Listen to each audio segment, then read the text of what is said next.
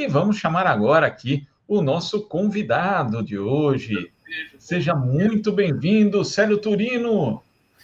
Bom dia, Glauco, Antônio. Uma satisfação estar aqui com vocês. Estava acompanhando essa discussão sobre o enclave em Honduras, né?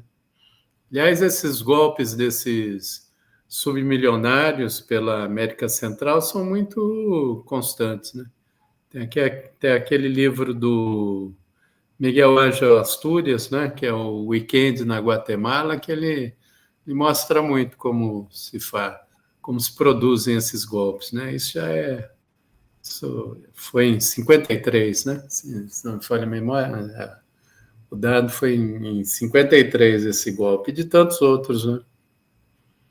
E é interessante, né, Célio, porque como o Antônio mostrou, tem esse enclave em Honduras, mas houve ali também uma reação da população, né? Muita mobilização, muitos protestos, e eu acho que um dos temas que estão muito presentes aqui no Brasil também, obviamente num outro contexto, é a questão da mobilização social. E a deputada federal Luísa Erundina, ela vai lançar, junto com o escritório modelo Dom Paulo Evaristo Arnes, nessa semana, o manifesto Sementes da Esperança, que é considerado um chamado de ação política coletiva. Eu queria que você falasse, Célio, a respeito do que é esse projeto e qual o principal objetivo dele. A ideia é organizar núcleos de base, auto-organizados, um movimento multipartidário também, mas pela base, ninguém conversou com cúpula partidária nenhuma. Também a intenção das Sementes da Esperança não é de se transformar em um partido, mas sim em auxiliar na organização comunitária desde a base. Fazer o que nós já fizemos por muito tempo, não é? Os núcleos de base do PT nos anos 80 eram isso, né? As pessoas vendiam estrelinha, bolinho, faziam serigrafia em camiseta, e assim sustentou-se a luta política na resistência à ditadura, né? As células também dos partidos comunistas de esquerda, que por muito tempo atuaram na clandestinidade também. Juntas 3, 5, 8, 13, 21 pessoas, o que seja, em uma comunidade se forma um núcleo. Por isso, a ideia são núcleos auto-organizados, né? E assim vai semeando um outro processo para intervir na ação política, intervir na vida, nos territórios, né? E não há mais tempo a perder. Nós estamos vivendo numa época de ainda profundo conformismo, né? E vamos nos condicionando mentalmente, corporalmente, a uma determinada realidade, e isso não pode mais acontecer, é preciso promover mudanças para já. Mas isso só vai ser possível se acontecer pela ação de base. Célio, muita coisa para perguntar aqui para você. Muito obrigado por você ter topado. Depois, numa outra oportunidade, nós vamos querer ouvir a deputada Luísa Erundina. Mas eu te perguntaria inicialmente, essa proposta é muito atraente porque eu acho que ela supre uma necessidade que milhares de pessoas estão sentindo. A gente não discute mais entre a esquerda as condições do país, não faz mais pensamento, reflexão, não faz mais pensamento prospectivo, deixou de ter horizonte político. E esse espaço foi ocupado pelas forças de ultradireita que se mobilizam politicamente para os piores propósitos. Mas antes da gente saber em detalhes, que acho que todo mundo está curioso, queria que você contasse como surgiu essa proposta e qual o papel dessa reunião que haverá agora, depois de amanhã, sexta-feira, aqui em São Paulo. Já de muito tempo, né? Tem uma relação de profunda confiança, amorosidade, amizade, convergência de pensamento, né, com a deputada Luísa Erundina, né? já de muito tempo a gente vem conversando. A Luísa é daquelas pessoas imprescindíveis, e digo isso com toda a sinceridade, né? A Luísa já completa 90 anos de idade, e o nome dela, a história dela é de uma coerência tão profunda que ela prescinde de outras apresentações, né? Ela é o que ela pensa, ela age como pensa, ela é a própria expressão do sentir, pensar, agir, né? E quando esteve à frente da prefeitura, ela demonstrou isso. Por vezes eu tenho percorrido, agora a gente está fazendo um filme sobre os pontos de cultura, é o Silvio Tendler que está produzindo. E há algumas semanas eu percorri alguns lugares da periferia e encontrava jovens de 32 anos que nasceram quando está acabando o governo da Luísa Erundina, e eles tinham memória afetiva sobre o governo dela. A partir de quem? A partir dos pais, né? E das histórias que são compartilhadas nas comunidades. E a Luísa, já de algum tempo, tem demonstrado um profundo incômodo com uma verdadeira rendição ideológica, política, também de afeto na ação política no campo mais da esquerda. Primeiro, houve um total abandono dessa ação de base, né? Que o núcleo de base são as nervuras de um sistema político, né? Seria a forma de sentir a pulsação do povo, e isso praticamente se abandonou. Em alguns momentos, a gente tenta criar uma ou outra alternativa política. Foi aí, conversando com ela, chegamos à conclusão de que, em primeiro lugar, deveríamos ter uma proposta totalmente desprendida. Não há interesse em construir um partido político, um movimento a disputar no campo popular, não é? uma outra forma de protagonismo. Não, o protagonismo tem que ser sempre do poder popular, do povo. E assim, vamos organizar esses núcleos de base sem pedir permissão, chamando as pessoas que querem participar, porque essa insatisfação ela é muito esparramada na sociedade, porque já teve experiências outras e tudo mais, e vamos chamar as pessoas a montarem os núcleos.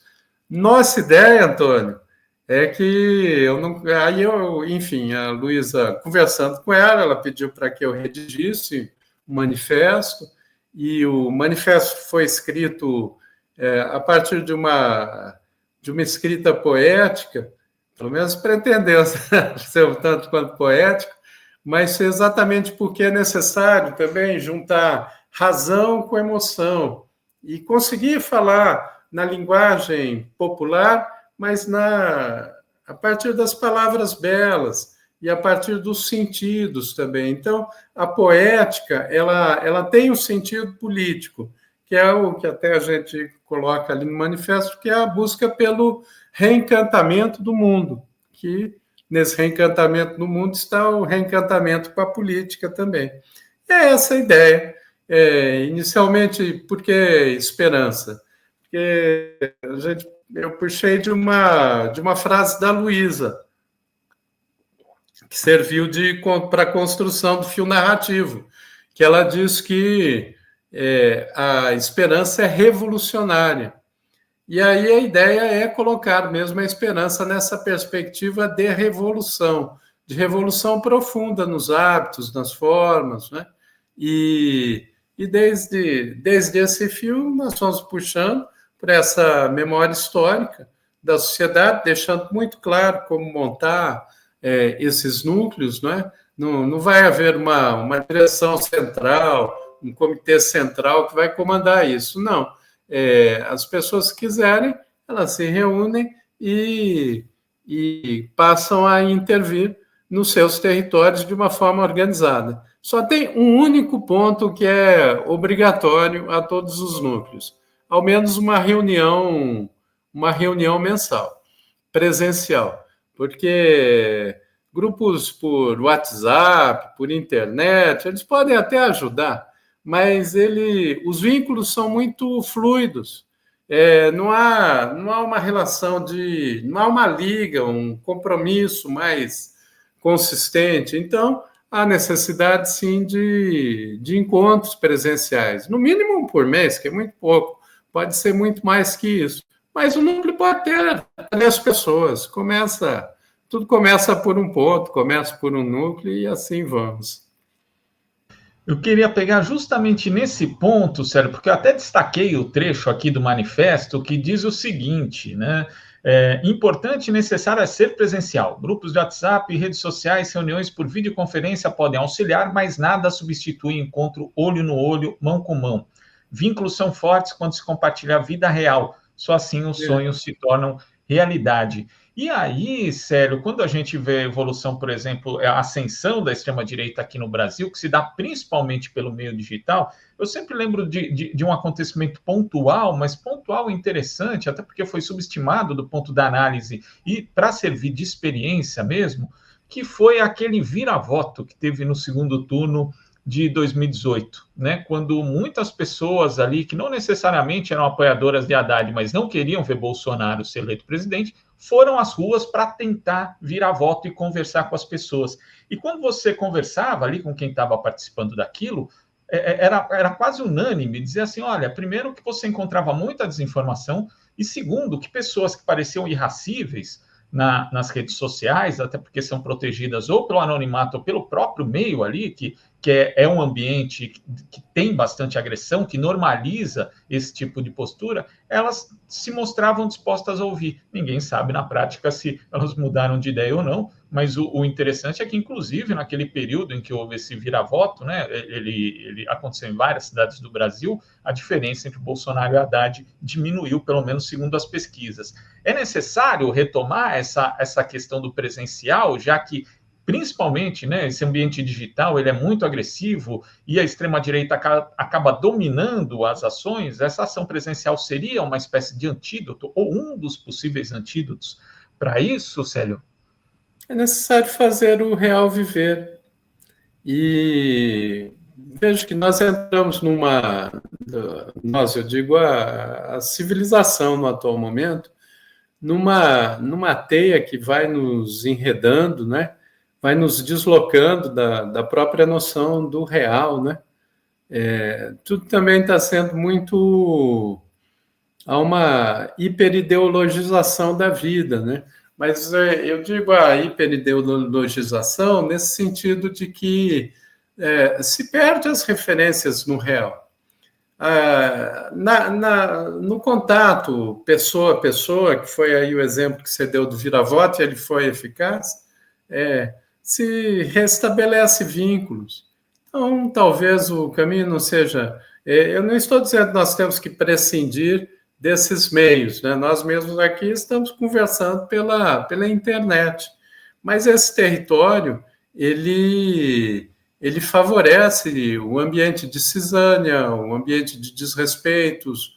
É sim verdade que as pessoas se tornam valentes por trás de um nick, né? de um nome suposto, e às vezes numa relação pessoa a pessoa, elas percebem que há mais proximidade.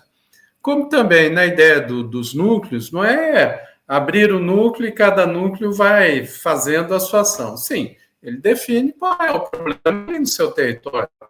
Vai ser uma horta comunitária, vai ser uma intervenção num conselho de escola, num conselho tutelar, uma luta geral por moradia, pelo tema que a necessidade ali daquele ambiente, seja um local de trabalho, de estudo, de moradia, em torno de temas como cultura, ambiente, é o núcleo que vai definir. Mas também vamos propor algumas unidades programáticas.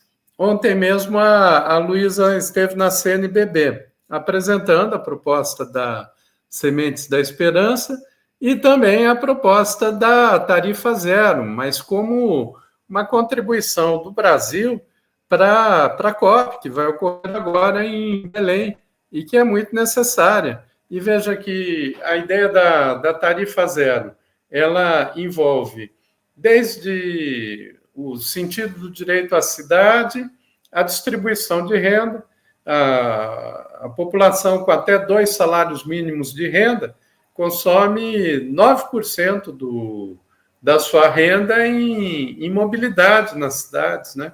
Em transporte público, que poderia ter um transporte com passe livre, né? Ou seja, uma unidade de propostas. A sugestão de que os núcleos se unifiquem em torno de uma pauta como essa, ou outra, como a redução da jornada de trabalho, que é algo absolutamente diferente. Não faz sentido o mundo com tanto avanço tecnológico continuar com uma jornada de trabalho do século XX. E é possível estabelecer uma proposta contundente, há estudos nesse sentido, né? Não só com a redução, com o fim da jornada 6x1, mas com a redução total da carga de trabalho. Seria perfeitamente possível suportar uma carga de trabalho de 30 horas semanais para já, ou num curto espaço de tempo, em um planejamento aí de 5 anos, isso poderia acontecer, ou até menos que isso. E por que isso acontece? Vocês mesmos, na fala anterior, estavam dizendo desses hiperbilionários, né, que estão construindo mundos à parte, e toda essa hiperconcentração de renda, ela precisa ter um fim, ela é absolutamente disfuncional, ela está levando a humanidade a um colapso. E exatamente para fazer frente a esse colapso que nós estamos vendo, é um colapso do clima, é um colapso civilizatório, é um colapso político, uma disfuncionalidade de todo o sistema de organização da sociedade, que a humanidade precisa recuperar o sentido da humanidade para ela, né? E isso se faz pelas pessoas.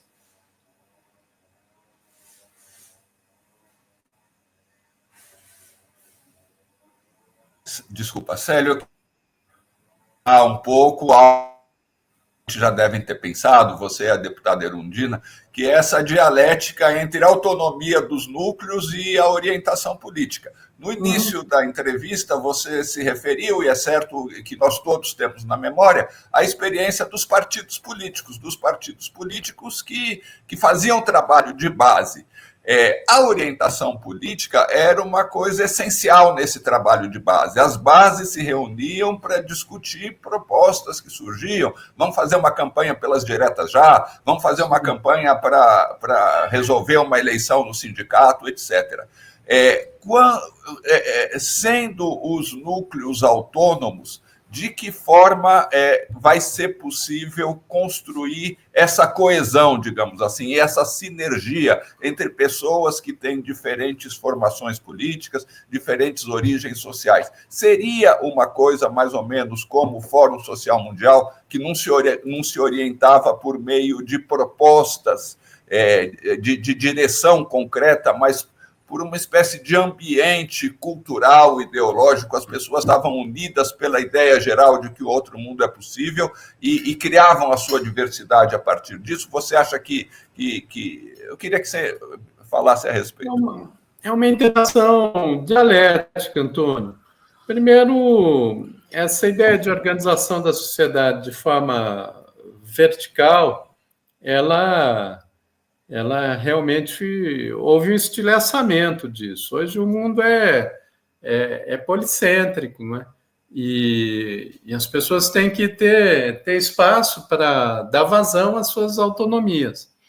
Ao mesmo tempo, é necessário que se apresente algumas confluências, não é? Convergências. Como eu dei o exemplo do passe livre, que há 10 anos atrás era considerado uma loucura, assim. E há 30 anos, quando foi proposto no governo da Erundina, um pouco mais de 30, aliás, imagine como foi recebida a ideia. Mas isso aconteceu mesmo em Campinas, isso em 90, já havia passe livre aos domingos na cidade. No início se criou polêmica, né? Mas a ideia depois ela vai ganhando, ela vai sendo absorvida pela sociedade em determinados momentos, porque o pensamento humano ele precisa de um tempo de elaboração. Então, o passe livre é um exemplo, a questão da jornada é outro. Nós temos aí 150 anos de luta pela jornada, pela redução da jornada de trabalho. Para o 1º de maio é resultado disso. Mas depois a sociedade ela se movimenta entre caos e ordem, depois estabelece uma certa ordem e se acomoda naquela ordem. A ideia dos núcleos de base é provocar uma desordem, inclusive na lógica das oligarquias partidárias, que também criaram uma acomodação, e com isso, essa possibilidade da inventividade ela foi se perdendo. O que eu estou te falando vem muito da experiência que eu pude ter com a ideia dos pontos de cultura, seja aqui no Brasil, que, veja, veio a partir de uma proposta do governo e depois ela se descentralizou em 3.500 comunidades, e assim fez, mesmo com todas as dificuldades que houve aí ao longo desses anos, se mantém a ideia e ela se espalhou pela América Latina, exatamente de uma forma descentralizada. Aí a gente vai criando essas unidades. Uma seria o passe livre, outra a redução de jornada, outra o pagamento de imposto, né, pelo trabalho, né? Tinha até coisa também de 50 anos atrás, tinha uma campanha que era o Franco Montoro que fazia, democrata cristão, bem antes ainda, no período anterior ao golpe de 64, depois, num período posterior, ele tinha uma campanha que era trabalho não é renda, né? E que, na verdade, o imposto de renda ele tributa o trabalho, não tributa a renda. Então, nós precisamos tratar disso de uma forma imediata, mesmo num patamar pequeno, aí, a isenção de imposto até R$5.000, por que não unificar esse conjunto de núcleos e ação política por um movimento de massa em torno disso, e como compensar a arrecadação do Estado, aí com tributação do chamado andar de cima, né? ou o ICMS da cesta básica. Isso precisa ser colocado agora, mesmo com a inflação de alimentos. O problema não é só de tributação, no caso da inflação de alimentos, né? Mas ela em si tem uma importância também na tributação, porque não ir unificando a sociedade com essas campanhas. E elas envolvem um conjunto de partidos, de movimentos, de pessoas sem partido. Essa é a ideia. E te digo mais, a nossa intenção, vamos ver se conseguimos, mas nós vamos nos propor a isso, é de chegarmos até o final do ano com 10.000 núcleos de base. Você mesmo no seu texto colocou centenas. Não, centenas não vão resolver, porque a mudança qualitativa ela é resultado também de um ponto de ebulição quantitativo. É assim na dialética da natureza. A água sai do estado gasoso para o estado líquido, para o estado sólido, e toma estado gasoso também a partir das condições de temperatura e pressão, e que, no caso da ação da luta social, nós pretendemos que seja feita a partir dos núcleos de base. E, por isso mesmo, uma ideia não sectária. Uma pessoa do PT, uma pessoa da Rede, uma pessoa do PCdoB, uma pessoa que não tem filiação partidária ou que tem uma experiência mais em movimento social, ela será bem-vinda e dentro do núcleo. E por que isso vai acontecer? Porque os núcleos vão ser... os encontros serão à base de chá, de bolinho, de café, de troca de afeto, de troca de experiências vivas, né? A gente precisa de colocar vida na política e na revolução da política. e ter o sentido, sim, da revolução, porque as pessoas têm uma ideia, né, nesse conformismo que a gente vai estabelecendo, a gente vai se sujeitando a determinadas regras do sistema. Primeiro, a ideia de que revolução é sempre violenta. Não, uma revolução é uma transformação radical de um determinado estado, né, de um determinado ambiente, seja na natureza, seja na sociedade. Aliás, até tem o prefácio A Revolução Brasileira, do Caio Prado, ele já falava isso, e o livro é de 1967. Então, nós temos que recolocar esse sentido da revolução, daí com esperança. E puxamos a ideia da semente também, foi até esse nome, houve uma primeira reunião, só houve uma reunião mais pública, que foi no Sindicato dos Professores, mais com amigas e amigos aí, pessoas mais próximas da Luísa, em que nós fomos definindo o nome. Então, as pessoas faziam algumas sugestões, e ali olhando, né, havia pessoas, a Rosalina Santa Cruz, outro ícone, né? Teresa Laiolo, que estava lá também, a Teresa Lajolo, né? Eu chamava Teresa Laiolo há muito tempo, né, quando foi vereadora ainda. Pessoas que têm 50, 60 anos de história, algumas com dificuldade de saúde, ali foram para a reunião, e eu pensei nessas sementes teimosas.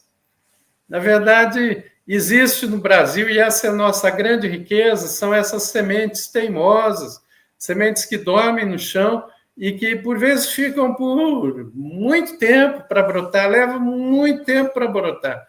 Agora, estou morando no interior, eu fico observando isso. E, de repente, vem uma chuva e ela brota, e ela consegue florir. O melhor exemplo disso é o deserto florido, lá no Atacama, né? Que é uma das regiões mais secas do planeta e que, de tempos em tempos, tem uma chuva que vem por laninha, e aquela área árida, de repente, vira um tapete de flores multicoloridas, né? A ideia das sementes da esperança é exatamente essa.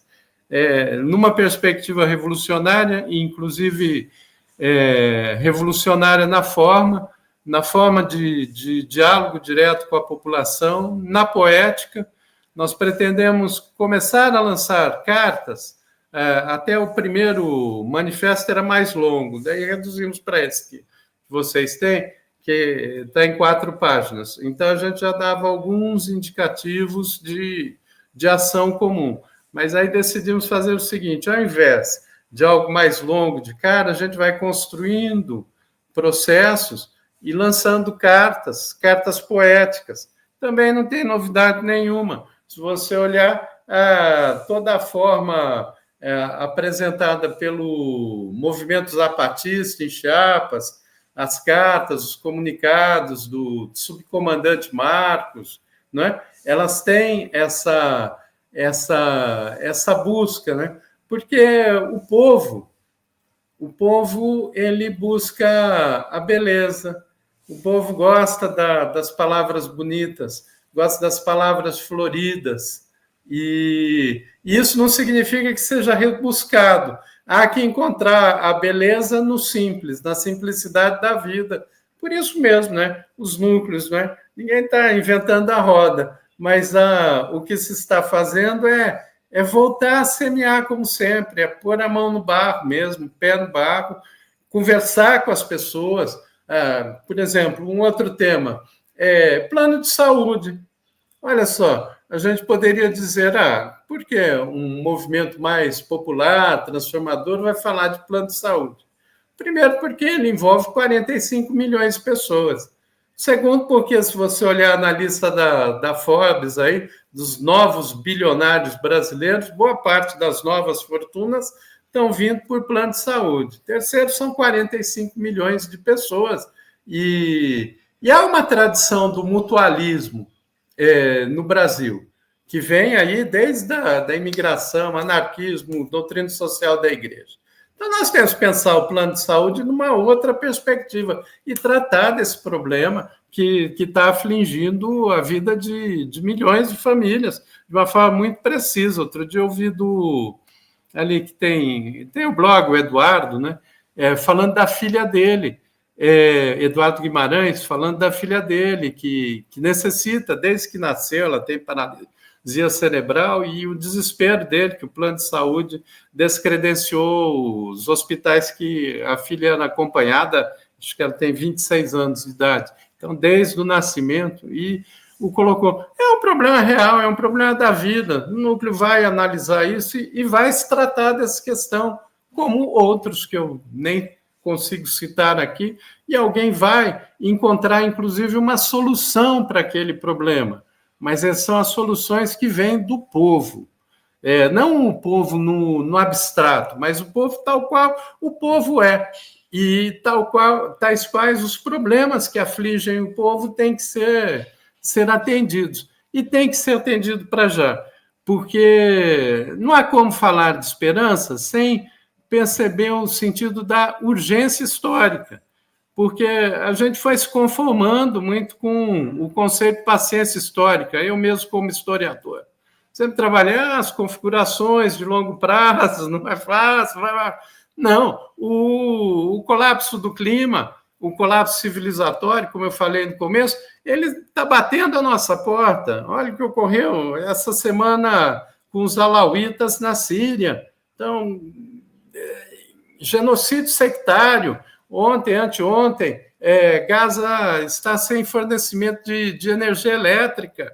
Não saiu uma linha na imprensa, na televisão, e o governo do Netanyahu cortou fornecimento de energia elétrica em Gaza. Como que nós vamos nos conformar em assistir um genocídio pela televisão? Ou nem assistimos mais porque ele desapareceu da televisão. Em que implica o corte de energia elétrica para Gaza? Implica que a única usina de dessalinização daquele lugar parou de funcionar. Ou seja, as pessoas, além de não ter energia, não vão ter água potável para beber 2 milhões de pessoas.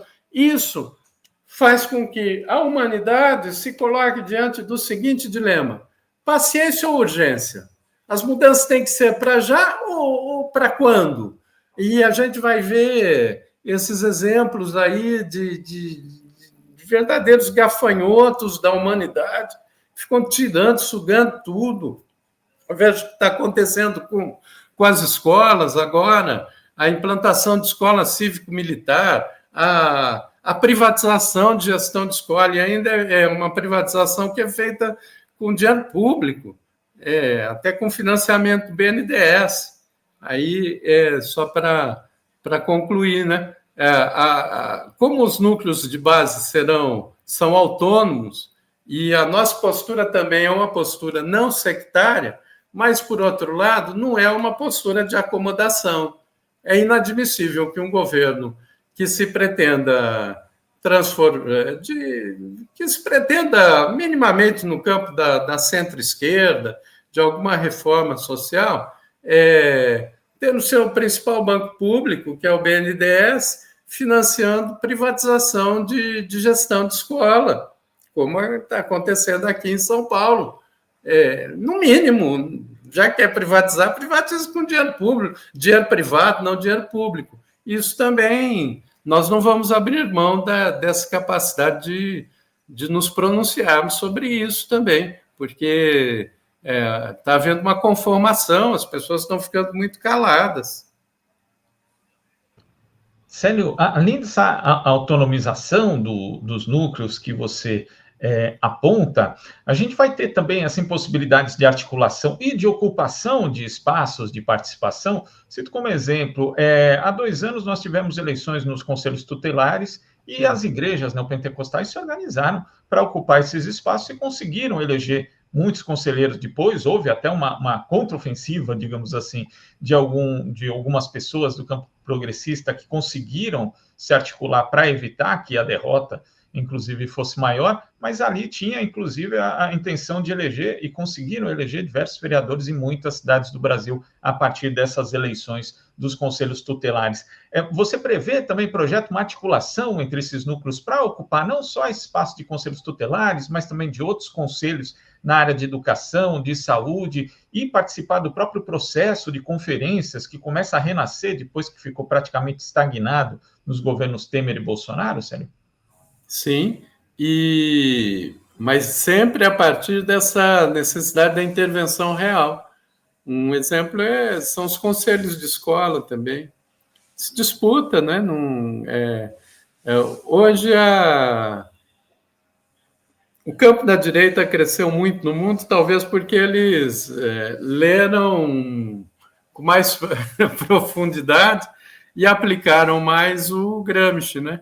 E entraram muito na disputa cultural de uma forma intensa, né? No campo da esquerda, apesar de Gramsci ser uma referência à esquerda, poucos leram, quem leu não entendeu e quem entendeu não praticou.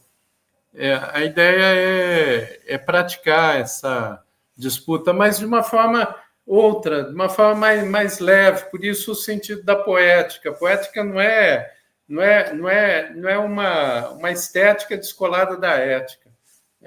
Ao contrário, quando você funde ética com estética, é que as transformações elas acontecem de uma maneira mais profunda, mais significativa. Aí o núcleo tem a discussão sobre o conselho tutelar. É um problema ali que as pessoas estão vivenciando. Trata-se disso. Ou o conselho de escola. Aliás, tem também um projeto da Luísa Erundina sobre os conselhos de escola, né?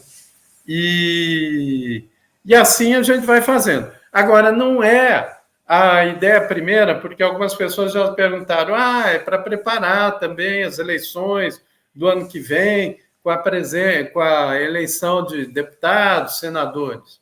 Não é. É para transformar radicalmente a sociedade, profundamente a sociedade, na ideia de que a esperança é revolucionária. Ponto.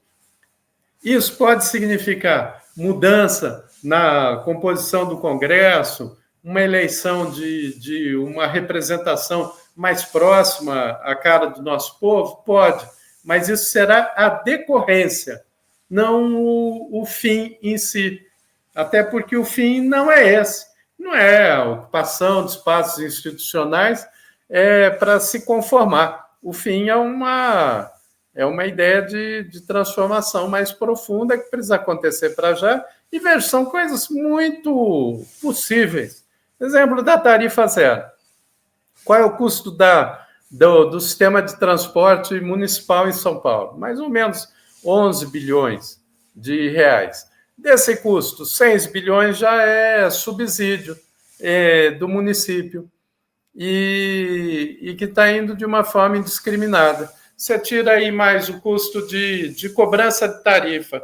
O custo só de fazer o cartão tarifário, que é terceirizado também, foi terceirizado no governo do Dória, há coisa de 2-3 anos atrás, era o custo que incidia no sistema da tarifa. Estava em 500 milhões de reais. Talvez hoje esteja mais que isso. Isso dá 5% do custo da tarifa. Veja, a sociedade está pagando um valor para alguma empresa para algo absolutamente inútil, que é o sistema de cobrança. Aí você acrescenta terminal de ônibus, porque com tarifa zero não precisa de terminal de ônibus, porque os ônibus eles circulam, as pessoas descem e trocam sem precisar pagar. Gestão de terminal de ônibus, outros 800 milhões de reais. Aí a organização das linhas também, ela é feita para otimizar o lucro das empresas, que também elas podem ser redistribuídas. Tudo isso reduz o custo da operação do sistema de transporte. Estou dando aqui o exemplo de São Paulo, que os dados são bem mais precisos, né? Mas em todo município se dá dessa forma. Ou seja, algo que parece inatingível é muito facilmente atingível. Com mais 2 bilhões, 3 bilhões de reais, que significa 2% do orçamento do município de São Paulo, se poderia ter tarifa zero na cidade. Mas a gente acredita que é algo tão inatingível que nem nos colocamos na discussão disso, né? Mesmo as fontes para financiamento. E a redistribuição de renda, que ela não pode mais ser paliativa. Ela tem que garantir um mundo bom, belo e justo para todo mundo já. No final das contas, esse é o objetivo dos núcleos de base, né? E vamos ver quem vai. A reunião, o encontro vai ser na PUC, São Paulo, né? E estamos chamando as pessoas de uma forma livre, até para sentir o pulso, né? Ver se o que a gente idealizou enquanto abstração, Luísa, eu e várias outras pessoas junto nesse processo, tem o Daniel, tem a Olga, tem a Sandra, são pessoas que estão há muito tempo e que tropeçam e que estão... É uma doação de vida, e aqui eu não quero falar de uma forma demagógica, não, é uma doação de vida. São pessoas anônimas em todas as comunidades. Onde a gente for, a gente vai encontrar essas pessoas que entregam sua vida pelo bem comum, pelo bem da sua comunidade, e que estão desrespeitadas e que são desconsideradas. A ideia com o núcleo de base é considerar essa a força vital, a energia vital para as mudanças que têm que ocorrer na comunidade, no Brasil e no mundo, porque está tudo articulado, não tem como se viver bem com um entorno que não está bem. Essa é a base da semente da esperança. Célio, está muito presente na sua fala, mas eu queria que você falasse mais teoricamente também sobre isso, a ideia de que política não é só discurso, mas é prática concreta. Tipo, um núcleo tem que se preocupar com Gaza, mas tem que se preocupar com uma pessoa integrante dele que ficou desempregada e está passando necessidade. Tem que haver solidariedade concreta, como as igrejas pentecostais, em geral, fazem hoje na periferia. Eu queria saber como vocês veem isso. E um outro tema, para ter 10 mil núcleos pelo país e para que haja sinergia e articulação entre eles, precisa de muita comunicação. Como vocês pretendem resolver esse problema? Boas perguntas.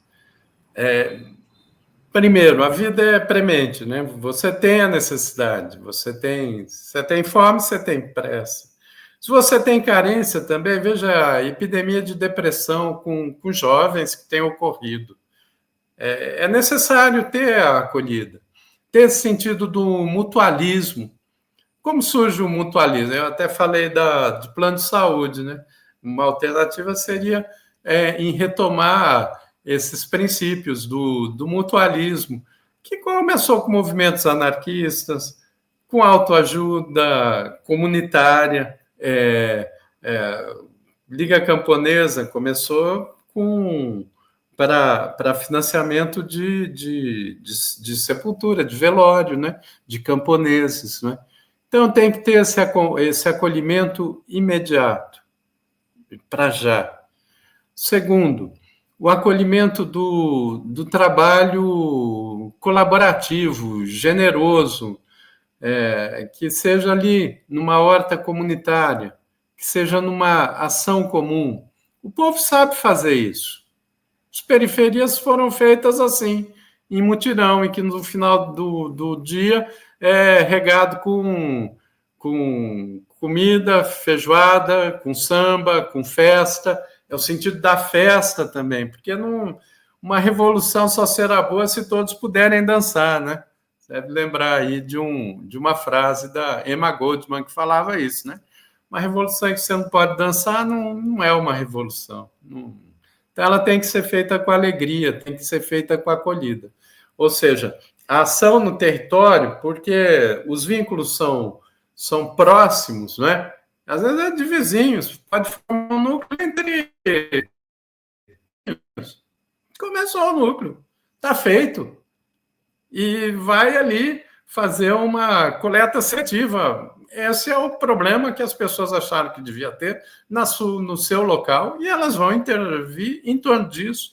Pode ser na colaboração com uma pessoa que está em dificuldade de tratamento de saúde, pode ser na acolhida a um jovem que está em depressão, e conversar com ele, dar sentido, né, porque está faltando muito sentido para a juventude. Então, como que você faz isso? E juntar, porque não tem tecido social que resista a essa quebra intergeracional. Tem que haver um movimento de experiências, de conhecimentos, de passagens. Foi assim que a humanidade se fez. E a ação do núcleo é essa. Por isso, essa meta de 10 mil núcleos, ela não é uma meta irrealista. Eu penso que pode chegar a mais. São 6 mil municípios no Brasil, não haverá 3 pessoas em um município dispostas a se reunir, a se encontrar de uma forma regular? Certamente há. Numa fábrica, ainda há fábricas, há locais de trabalho, há escolas. Quantas escolas são, não é? 200 mil no Brasil, por que não um núcleo por escola? Como? De estudantes, secundaristas, estudantes universitários, podem se encontrar e vão tratar daquele problema específico que eles têm. Mas aí a gente vai com algumas orientações, até por essa relação intergeracional, né? O núcleo vai tratar de problemas locais, intervenção no território, estamos sugerindo aí metade do tempo para isso, mas outra metade para uma análise digamos, como se falava antes, de conjuntura, para estudo também, para leituras. Daí a gente está buscando uma plataforma de streaming para atividades de formação de base ampliada. Já estamos conversando com uma criada, não sei se você tem acompanhado ali a Fatflix com o Tibúrcio, que está buscando criar um streaming com filmes, cineclubes, temáticas, também cursos, pode ser algo assim, estou aqui antecipando, mas pode não ser com eles. A própria OP, a OP é uma grande plataforma de formação de base, né? Os textos da OP são muito profundos, talvez a gente pegue alguns textos para discutir no núcleo, também outras formas, não só a partir da escrita, né? Até porque a cultura brasileira é muito marcada pela oralidade, né? E também por outras formas de expressão, que não somente a palavra, a expressão artística. Há uma profusão de capacidades, né? Expressões corporais, de visuais, isso tem que ser também ser dado vazão nesse processo de... Eu não diria formação, porque eu não gosto muito da palavra, né? Porque a forma deforma a forma, mas há um processo de capacitação e aprendizagem permanente, né? Intergeracional e intercultural também. A gente... uma das armadilhas do neoliberalismo foi colocar cada um numa caixinha e impedir que se comunique. Aí os bilionários estão perto de virar trilionário, né? Igual quando eu lia Tio Patinhas, quando eu era criança eu gostava, Pato Donald, Tio Patinhas, eles falam quaquilhão. Então, daqui a pouco eles vão chegar no quaquilhão. E é exatamente por isso, porque botaram cada um numa caixinha. Então a gente tem que sair e tem que criar uma interculturalidade e um processo de afeto muito intenso. Mas tudo isso, Antônio, foi feito. Nós, o povo brasileiro, derrubou uma ditadura sanguinária, uma ditadura poderosa. Ela caiu a partir da base. A gente é que foi desaprendendo a fazer isso. Mas como estamos aí, como sementes teimosas, tem gente aí com décadas e décadas de experiência e que não se entregam, não se rendem, como a Irondina. Aliás, tem o simbolismo da Irondina. A Irondina, ela, além dela ser a expressão ética, estética, dessa poética, dessa política, ela é uma pessoa que está num momento de vida em que ela está falando é para o futuro. Ela está totalmente desprendida. Não é uma ação de interesse particular dela com nada, nem de reconhecimento social que ela já tem. Por isso, a gente trabalha também com a referência em pessoas. Pessoas se vinculam a pessoas. E, às vezes, a gente tem uma ideia de fazer com que isso desapareça, se dilua. Não, não é assim. É necessário ter essa humanização, essa personificação de uma outra ideia da política. E a Erundina, mais uma vez, de muitas e muitas, e se não dá certo essa, daqui a pouco ela vai inventar outra, mas essa agora vai dar certo, ela está emprestando essa biografia dela. Uma biografia que é do passado, que é para o futuro também, para esse movimento. E porque aí um jovem que veja alguém como ela e outras pessoas, né? A Rosalina também, eu achei ela teve internada há alguns dias. E ela ali do hospital e mandando opinião e mandando sugestão. A Rosalina Santa Cruz, né, que foi professora da PUC, né? E outras pessoas desse jeito. Aí, quando o jovem vê isso, é muito importante ver para a nossa geração. Eu e você somos da mesma geração, claro, menos, mas a gente, inclusive, no movimento estudantil, tivemos junto aí, né, no período da ditadura. Quando a gente estava chegando na universidade, eu tive aula inaugural com Paulo Freire, via um Darcy Ribeiro, era de Campinas, o aeroporto internacional ainda não tinha em Guarulhos, os exilados chegavam por Viracopos.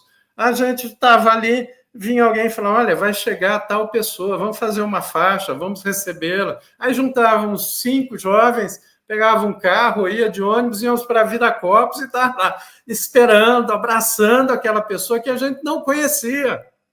E abraçava com muita humanidade. Então, isso para a nossa geração foi muito importante, porque eram referências, e as pessoas precisam disso, o jovem principalmente precisa disso. Perceba que hoje esse padrão de referência ele se perdeu, e isso também deixa a sociedade muito deslocada. Então, essas pessoas todas, né, essas sementes teimosas aí, vão se dispor a esse papel, e de uma forma totalmente desinteressada. Não queremos nada menos que a revolução. E, por isso, nosso objetivo é bastante modesto e, ao mesmo tempo, bastante profundo. Não queremos cargo, não queremos status de poder, não é nada disso. Até, inclusive, numa das cartas da Semente da Esperança, que já está bem desenvolvida, que já vai soltar depois, nós vamos falar de um outro sentido, que é a regulação da política pela lógica do poder ou pela lógica da potência. O poder, para que ele aconteça, ele precisa extrair poder dos outros para concentrar poder. Ele é piramidal, ele é fálico, ele é concentrador, e ele só sobrevive deprimindo a potência dos outros. É assim que o poder se estruturou na história da humanidade. Estamos falando de 5.000 anos, ou talvez mais que isso. E, como eu disse, é fálico. E note bem, substantivo masculino, o poder. A potência é diferente disso. A potência, para que ela aconteça, ela só acontece de forma distribuída. Potência é um ato de amor. Ela só se realiza na proximidade com a potência do outro, da outra. E note, ou seja, para que a potência aconteça, não é necessário tirar a potência dos outros, ao contrário, é necessário multiplicar essa potência, porque aí ela vai ser mais intensa ainda. E é uma substantiva feminina. em algum momento nós vamos propor para os núcleos de base essa reflexão de mudar a forma de mediar a política, sair da ideia do poder e partir para a ideia da potência, da capacidade criadora da multidão e da inteligência vital, que precisa ser reconhecida, valorizada e impulsionada. O que é a inteligência vital? É a inteligência coletiva. É a inteligência vital que vai fazer frente à inteligência dos algoritmos, que é chamada inteligência artificial, que nada mais é que uma forma de agregar um monte de conhecimento e que é programado e dizer é desse jeito e vai aí na fila. Não. A inteligência vital, a nossa capacidade de contar histórias, a nossa capacidade de sonhar, de ir para frente, de não repetir, de errar, de perder, fracassar diversas vezes e mesmo assim a gente teimar em fluir de novo. Essa ninguém nos tira. Então, a ideia dos núcleos também é essa. Podiam ser... Na verdade, a gente usou núcleo porque está mais presente, né? Mas são sementes. Célio, só para a gente está acabando aqui, queria agradecer a tua presença para a gente dar o serviço para o pessoal. O evento de lançamento, então, vai acontecer na sala 333 da PUC São Paulo, às 7 horas da noite e 19 horas da sexta-feira, é isso? Exatamente. E todo mundo está convidado, palavra aberta também, não vai ter mesa.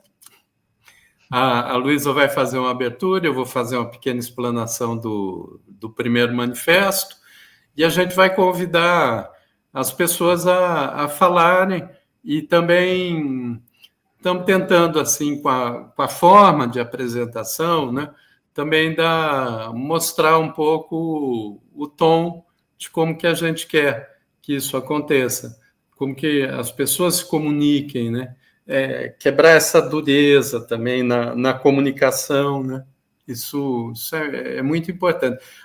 Tem mais uma coisa, viu, Antônio? Você falou da comunicação e eu falei do AP, né? Falei da possibilidade de streaming. A gente vai querer trabalhar com software livre. O Brasil já foi vanguarda mundial em software livre na primeira década do século XXI. Foi a principal referência. Uma série de ferramentas foram construídas. Nem havia Facebook e a gente já estava construindo em software livre um sistema que unia a funcionalidade do YouTube e do Facebook. E tudo isso foi se perdendo e a gente foi deixando para trás.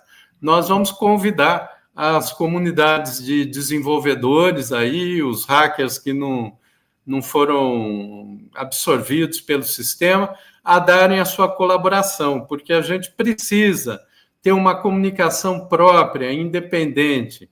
Às vezes a gente atribui só à direita o fato deles saberem utilizar as redes sociais, o campo mais popular, mais à esquerda, o termo que se queira apresentar, não sabe, porque ele é muito racional e não é verdade.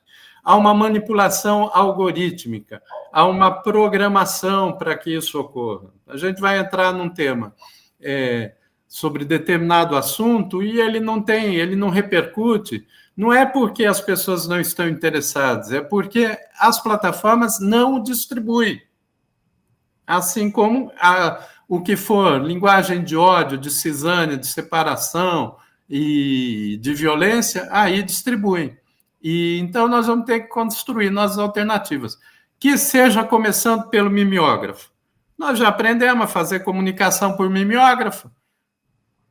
E qual é o problema? Derrubamos a ditadura com um monte de inscrição, de pichação na rua, baixa a ditadura, e em que se a pessoa fosse pega, ela era presa, tinha revólver colocado na cabeça dela, e mesmo assim nós fizemos. Então, nós vamos fazer de novo e vamos convidar. E quem quiser trabalhar no desenvolvimento, inclusive, quem sabe, em algum tempo, e que esse tempo não demore muito, a gente tenha redes sociais próprias, livres, e feitas em ferramentas livres, colaborativas, né? que é isso que falta. A gente precisa recuperar esse sentido da generosidade intelectual, do trabalho compartilhado, porque e quanto mais compartilhado for, mais alegre a gente fica, porque a gente se encontra um com o outro. Então, também tem essa dimensão comunicativa aí. Mas que vai desde o bolinho na casa do vizinho, da vizinha, até as pedras, as noites, os poemas, como no poema do Paulo Leminski, né? Na luta de classes, todas as formas são válidas.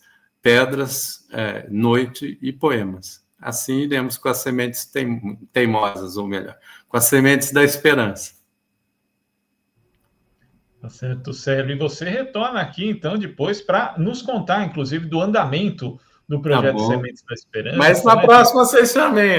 Vem a Luísa, ela não pode vir hoje, porque a Luísa é absolutamente incansável, e ela está nesse processo de articulação, e essa ideia que, quem sabe, a gente, como Brasil, se encante também, que é da mobilidade livre, uma proposta para a COP, conseguir passe livre nas cidades, né? Isso envolve renda, envolve cidadania, convívio social e envolve meio ambiente, porque a gente vai degradar menos o nosso ambiente. O Brasil teria essa oportunidade de cravar, tem inclusive uma PEC sobre a ideia de um sistema de mobilidade diferente, em que paga não quem usa, mas paga quem dele se beneficia, quem se beneficia do transporte público nas cidades. Essa é a ideia. Não é nada fantasioso, é algo que pode estar acontecendo o ano que vem. Depende de a gente querer. E não depende de ninguém também, não depende de político, de partido, não. Depende da sociedade dizer, essa é uma necessidade, e chacoalhei aqui a minha mesa, essa é uma necessidade urgente, premente, e assim queremos.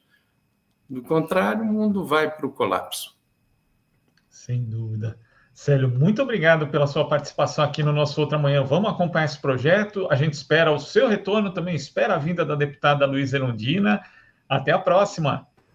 Um abraço, obrigado pelo convite. Até sexta, Célio. Tamo junto. Muito bem, vamos nos ver lá, Antônio. Vai ser muito bom. Valeu, Célio.